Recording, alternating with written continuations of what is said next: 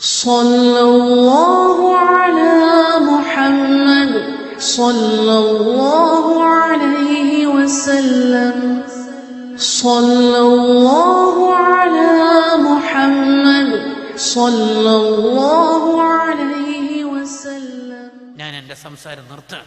ആറാമത്തത് അൽ ഗഫ്ലത്തു അനില്ലാഹി വഅഹ്കാമിഹി. അള്ളാഹുവിൻ്റെ വിധിവിലക്കുകളെ കാറ്റിൽ പറത്തിയിട്ട് ജീവിക്കുക. അതൊന്നും നടക്കൂല. ഇതേതാ കാലം എന്നറിയ ഉസ്താദേ? 4th ജനറേഷൻ കാല. അതൊന്നും നടക്കൂല. അള്ളാഹുവിൻ്റെ വിധിവിലക്കുകളെ മെയിൻറ്റാക്കാതിരുന്നാൽ അതൊന്നും നടക്കൂല. മക്കളെല്ലാം കുറച്ച് അതിൻ്റെ പാട്ടിന് വിടണം. അങ്ങനെ നമ്മൾ ചിന്തിക്കാൻ പാടില്ല. മഖ്ദൂമ് തങ്ങൾ പറഞ്ഞല്ലോ, മക്കളോടുള്ള കരുണ എന്ന് പറഞ്ഞാൽ അവരെ പാട്ടിന് വിടലല്ല, ലിബറലായി വളരാൻ വിടലല്ല. മക്കളോടുള്ള കരുണ എന്ന് പറഞ്ഞാൽ ലൈസ മിന്നാ മൻ ലം യർഹം സഗീറന എന്ന ഹദീസ് വിശദീകരിച്ച് വലിയ മഖ്ദൂമ് തങ്ങൾ അവിടുത്തെ മുഖ്തസറു ശറഹി ശുഅബുൽ ഈമാൻ എന്ന കിതാബിൽ എഴുതി വെക്കുന്നുണ്ട്. ആ കുട്ടികളെ നരകത്ത് നിന്ന് രക്ഷപ്പെടുത്തൽ ഏറ്റവും വലിയ കരുണ. അത് ചെയ്യണം. കാറ്റിൽ പറത്തരുത്. നമ്മളെ നാട്ടിലൊക്കെ എൻഗേജ്മെന്റിന്റെ ഒക്കെ പേരിൽ ചോക്ലേറ്റിന്റെ പർവ്വതമാണ്. സ്നിക്കേഴ്സ്, ഗാലക്സി, ബോണ്ടിയുടെ ചോക്ലേറ്റിന്റെ പർവ്വതങ്ങൾ.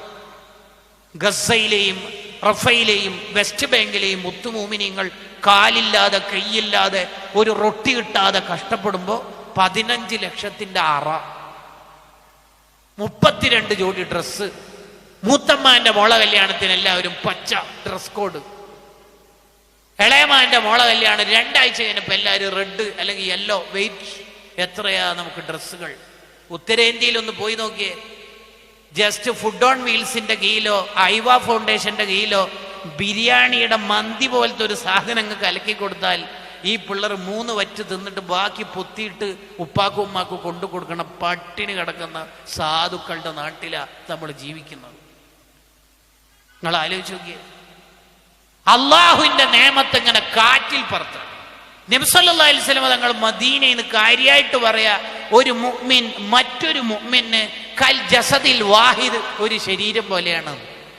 ഈ വിരലിന് ഗ്ലാസ് എങ്ങാനും തട്ടിയിട്ട് പഴുപ്പ് വന്നു, അപ്പൊ ശരീരം മുഴുവനും അതിനോട് സഹകരിച്ച് പനി ബാധിച്ച് സഹകരിച്ച് നിൽക്കും അല്ലേ? ഉത്തരേന്ത്യയിലെ മൂമിനീങ്ങൾ, കോടിക്കണക്കിന് മൂമിനീങ്ങളോട് നമുക്ക് എന്താ ബന്ധം? ഗസയിലെ പാവങ്ങളോട് എന്താ ബന്ധം? റഫയിലെ കുട്ടികളോട് നമുക്ക് എന്താ ബന്ധം? റസൂൽ പറയാ, ഒരു മുഅ്മിൻ മറ്റൊരു മുഅ്മിന് ഒരു ശരീരം പോലെയാണ്. എന്ത് മുഅ്മിൻ? ആര് മുഅ്മിൻ? അള്ളാഹിന്റെ നിയമത്തെ കാറ്റിൽ പറത്തിയാൽ കുറച്ചു കാലം അള്ളാഹ് കയറൂരി വിടും, ഒരു കാലത്ത് അള്ളാഹു പിടികൂടും. ഏഴാമത്തത് അൽ അഖീദത്തുൽ ഫാസിദ. മോശമായ വിശ്വാസമായിട്ട് നടന്നാൽ അയാളുടെ മരണം മോശാവും. ഇതേ ആശയം ഇബ്നു ഹജർ റഹിമഹുള്ളയുടെ സവാജിറിലുണ്ട്. ഒരാൾ മോശമായിട്ട് മരിക്കും എന്നുള്ളതിന്റെ നേരത്തെയുള്ള റെഡ് സിഗ്നലാണ് അയാൾ ബിദ്അത്തുകാരനാവുക എന്നുള്ളത്, പുത്തൻവാദിയാവുക എന്നുള്ളത്. ഇവരുടെ കാര്യമേ ഗംഭീര കോമഡിയാണ്. ഇപ്പൊ അടുത്തായിട്ട് കുറേ പള്ളികളിൽ 8 റക്അത്ത് തറാവീഹ് കഴിയുമ്പോൾ ചില ആൾ എണീറ്റ് പോകുന്നുണ്ട്. എടാ എവിടെ പോകുന്നു? തറാവീഹ് എണീറ്റ് പോകുന്നു. എവിടാ? വീട്ടിലേക്ക്. അല്ല, ഇവിടെ കുറെ ആൾ നിസ്കരിക്കുന്നുണ്ടല്ലോ. തറാവീഹ് 8 നബി അങ്ങനെയാണ് ചെയ്തത്, സ്വഹാബത്ത് അങ്ങനെയാണ് ചെയ്തത്. അപ്പൊ ഇവര് ചെയ്യുന്നത് കടുത്ത തെറ്റാണ്. 20 റക്അത്ത് തെറ്റാണ്, അതേ പറയാനുണ്ടോ? അപ്പൊ ഈ ഇമാമ് കടുത്ത തെറ്റ് ചെയ്യുന്ന, ഈ കടുത്ത തെറ്റ് ചെയ്യുന്ന എന്തിനാ 8 റക്അത്ത് പിന്നെ തുടർന്നത്? അവര് പറയുന്നില്ല, അവർക്ക് വലിയ വിശ്വാസമൊന്നുമില്ല, വെറുതെ പറയണത്, അത്രേ ഉള്ളൂ. ശരിക്കൊരു സുന്നിയും ഒരു അസുന്നിയും തമ്മിൽ കണ്ടുമുട്ടി ഒരു 10-35 കൊല്ലത്തിന് ശേഷം. അവര് LKG മുതൽ PG വരെ ഒന്നിച്ച് പഠിച്ചതായിരുന്നു. ഇപ്പൊ രണ്ടാളും വേറെ വേറെ കമ്പനിയിൽ ലെക്ചറായിട്ടോ, കോളേജിൽ ലെക്ചറായിട്ടോ, കമ്പനിയിൽ വേറെ എന്തെങ്കിലുമൊക്കെ ആയിട്ട് അക്കൗണ്ടന്റ് ആയിട്ടോ ജോലി ചെയ്തു. വിശേഷങ്ങളൊക്കെ അന്വേഷിച്ചു, എന്തൊക്കെ വർദ്ധാനം. അപ്പൊ സുന്നിയായ മനുഷ്യൻ പറയും, അൽഹംദുലില്ലാ റാഹത്തായിട്ട് പോന്നു. ആഖിറക്ക് ഓർക്കുമ്പോൾ പേടിയാണ്, എന്നാലും കുറച്ച് സ്വലാത്ത് ദിക്റൊക്കെ ഉണ്ട് എന്നുള്ളതാണ് ഒരു സമാധാനം. എൻ്റെ അവസ്ഥ എന്താ അവസ്ഥ? ഇങ്ങനെ പോകുന്നു. അല്ല, നീ സ്വലാത്തും ദിക്റൊക്കെ ഉണ്ട് എന്ന് പറഞ്ഞാൽ എന്താ സംഭവം? നമ്മളെവിടെ പോയാലും സ്വലാത്തുൻ അലാ നൂരിൽ വുജൂദി വ ആലിഹി. മഹദറത്തുൽ ബദർ ഇല്ലല്ലോ, നിങ്ങൾക്കില്ലല്ലോ? ഇല്ല. അസ്സലാത്തു അലൻ നബി മങ്കൂസ് മൗലിദ് ഉണ്ടാ? ഇല്ലല്ലോ. ഉണ്ട്, എനിക്കുണ്ട്. യാ റബ്ബി സ്വല്ലി അലൻ നബി ഉണ്ടോ? മങ്കൂസ് മൗലിദ് തന്നെ ഉണ്ടാ? ഇല്ല. പിന്നെ റജബിന്റെ നോമ്പ് ഉണ്ടാ? ഇല്ല. പിന്നെ ഷാബാന്റെ നോമ്പ് ഉണ്ടാ? ഇല്ല. 3 യാസീൻ ദുഖാൻ ഉണ്ടാ? ഇല്ല. പിന്നെ പരമാവധി ജീവിതത്തിൽ ഞാൻ ദിക്ർ ചൊല്ലാൻ നോക്കും. മങ്കാന ആഖിറ കലാമി ലാ ഇലാഹ ഇല്ലല്ലാഹ് ആയാലും സ്വർഗത്തിലെത്തുന്നല്ലേ. അതുകൊണ്ട് ലാ ഇലാഹ ഇല്ലല്ലാഹ് പരമാവധി ചൊല്ലും. അത് നീ എപ്പോൾ ചൊല്ലല്ലേ? ഞാൻ 5 വക്ത് നിസ്കാര ശേഷം 10 തവണ അഫ്ളൽ ദിക്ർ ഉസ്താദ് ചൊല്ലുമ്പോൾ 10 എണ്ണം എന്തായാലും ചൊല്ലും. അപ്പോൾ ഒരു 50 അങ്ങനെ കിട്ടും. നീ എണീറ്റ് പോക്കണ്ടല്ലോ അല്ലേ? ഹദ്ദാദില് നമ്മളെ നാട്ടിലെ പള്ളിയിൽ 50 എണ്ണം ഹദ്ദാദ് ലാ ഇലാഹ ഇല്ലല്ലാഹ് ഫലമന്നഹു ഹദ്ദാദുണ്ടോ? ഇല്ല. അവൻ പോയി. പിന്നെ പരമാവധി അൽഹംദുലില്ലാഹ് രാവിലെയും വൈകുന്നേരവും നബി സല്ലല്ലാഹു അലൈഹി വസല്ലം തങ്ങൾ ചൊല്ലണമെന്ന് നിർദ്ദേശിച്ച ദിക്റുകൾ പരമാവധി ചൊല്ലാൻ ശ്രദ്ധിക്കാറുണ്ട്. നീയാ ഈ തിരക്കിനിടയിലോ? ആ എന്തായാലും ഞാൻ രാത്രി എപ്പോഴും ഔദു കലിമാത്തില്ലാഹി താമ്മാത്തി ബിസ്മില്ലാഹിൽ റളീന ബില്ലാഹി അയലപ്പല്ല അതിന്റെ പേരെന്നല്ല അദ്ദാദ്. അത് നിൽക്കണ്ട? ഇല്ല. രാവിലെ വിർദുൽ ലത്തീഫ് എന്തായാലും ചൊല്ലലുണ്ടല്ലോ. ഔദു കലിമാത്തില്ലാഹി ലാ ഹൗല വലാ ഖുവത നിൽക്കണ്ട? അത് ഇല്ല. എനിക്ക് എന്താ ഇല്ല? പിന്നെ ആ ഒരു കാര്യം എനിക്ക് എന്താ ഇല്ല. ഞാൻ പരമാവധി ആറാളാ പരമാവധി മനുഷ്യന്മാരെ കാഫറാക്കിയിട്ട് നടക്കലാണ് എൻ്റെ മെയിൻ ഹോബി എന്ന് പറയുന്നത്.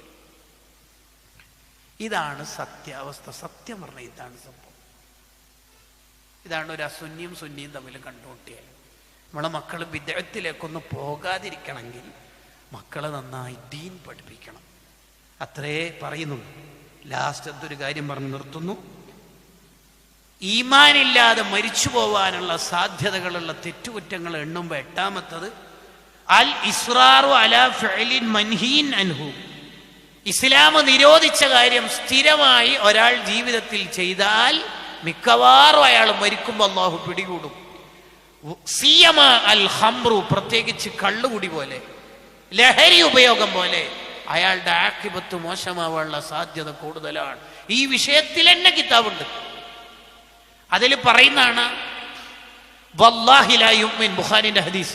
വല്ലാഹി ലാ യുഅ്മിൻ, ഒരാൾ മുഅ്മിനല്ല എന്നിങ്ങനെ നബി സല്ലല്ലാഹു അലൈഹി വസല്ലം തങ്ങൾ തറപ്പിച്ചുറപ്പിച്ച് പറയുമ്പോൾ സ്വഹാബത്ത് ചോദിച്ചു, ആരെക്കുറിച്ചാണ് തങ്ങൾ ഇങ്ങനെ മുഅ്മിനല്ല എന്ന് പറയണത്? ആരെക്കുറിച്ചാണ് തങ്ങൾ പറയണത്? അതിന് തങ്ങൾ മറുപടി, തൻ്റെ അയൽവാസിക്ക് ഇയാളെ കാണുമ്പോൾ നിർഭയത്വമില്ല എന്ന് പറഞ്ഞ പേടിയുണ്ട്. ഇയാൾ വരുമ്പോൾ ഇയാൾ എന്തെങ്കിലും നമ്മളെ ശല്യപ്പെടുത്തുമെന്ന് പേടി അയൽവാസിക്ക് ഉണ്ടെങ്കിൽ അയാൾ മുഅ്മിനല്ല. അയൽവാസി എല്ലാം എടുക്കട്ടെ. കള്ളുകൂടി എൻ്റെ ഭാര്യക്ക് സമാധാനത്തോടെ ജീവിക്കാൻ പറ്റുമോ? MDM ഉപയോഗിക്കുന്ന ചെറുക്കൻ്റെ അനിയത്തിക്ക് ജീവിക്കാൻ പറ്റുമോ? വാപ്പക്ക് പറ്റുമോ? കൂട്ടുകാർക്ക് പറ്റുമോ? പുതിയ കാല വർത്തമാനങ്ങൾ എന്താ കേൾക്കണത്? ഒരു മനുഷ്യന്റെയും മൃഗത്തിന്റെയും ഇടയിലുള്ള പ്രധാന വ്യത്യാസം തന്നെ ബുദ്ധിയാണ്. ആ ബുദ്ധിയെ ഇല്ലാതാക്കുന്നതല്ലേ മോനെ കള്ളും ലഹരിയും. അതെന്ത് പേരിട്ട് വിളിച്ചാലും. ഇബ്നു റജബുൽ ഹംബലി തങ്ങളുടെ ദമ്മുൽ ഖംർ എന്ന കിതാബിൽ ചോദിക്കുന്ന ഒരു ചോദ്യം അത്. ഇസ്ലാം ഹറാമാക്കലോ ഹറാമാക്കാതിരിക്കലൊക്കെ അടുക്കട്ടെ, നിനക്ക് മൃഗത്തിൽ നിന്ന് വേർതിരിയാനുള്ള ഏറ്റവും നല്ല ക്വാളിറ്റി ആയിട്ട് അല്ലാഹ് തന്ന ബുദ്ധിയെ ഡിലീറ്റ് ആക്കണ പരിപാടിയല്ലേ ഈ മദ്യപാനം അല്ലെങ്കിൽ ലഹരി ഉപയോഗം? അത് തന്നെ മതിയില്ലേ നിനക്കത് തെറ്റാണെന്ന് ബോധ്യപ്പെടാൻ? അള്ളാഹു നമ്മളെയും മക്കളെയൊക്കെ കാത്തുരക്ഷിക്കട്ടെ. ഇന്ന് ലഹരി വിരുദ്ധ പ്രതിജ്ഞ സംഘാടകരുടെ നേതൃത്വത്തിൽ ഉണ്ട് എന്ന ഇടയിൽ സൂചിപ്പിക്കുകയാണ്. ഇവിടെ അടുത്ത ഉദാഹരണം പറയാം. വന്നളുറുൽ മുഹറം ലില്ലംറദി വന്നിസാ, അന്യ പെണ്ണിലേക്കും നോക്കാൻ പറ്റാത്ത ചെക്കന്മാരിലേക്കൊക്കെ ഹറാമുമായിട്ടുള്ള നോട്ടം ഉണ്ടെങ്കിൽ, സ്ഥിരമായി അങ്ങനെ നോക്കി നടക്കുന്ന ആളാണെങ്കിൽ, എപ്പോഴും ഹറാമും യൂട്യൂബും മറ്റും കയറി അങ്ങനെ എല്ലാ ദിവസവും ഹറാമ് ചെയ്താൽ അയാളുടെയും ജീവിതം കേടുവരും, അയാളുടെ ആഖിബത്തും